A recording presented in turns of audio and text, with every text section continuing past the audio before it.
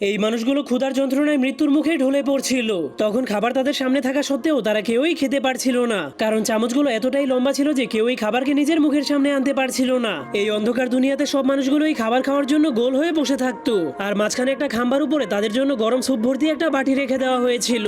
আর তাদের সবার হাতেই একটি করে অনেক লম্বা লম্বা চামচ ছিল, আর যদি কেউ অনেক কষ্ট করে সেই চামচে একটুও স্যুপ ভরতে পারতো, তখন সেই চামচগুলো অনেক লম্বা হওয়ার কারণে তারা সেই স্যুপটাকে নিজের মুখের কাছে পৌঁছাতে পারতো না। আর এটাই ছিল তাদের জীবনের সব থেকে ভয়ঙ্কর শাস্তি, যার ফলে তারা সবাই প্রচন্ড ক্ষুধার যন্ত্রণায় ধৈর্যহারা হয়ে পড়েছিল।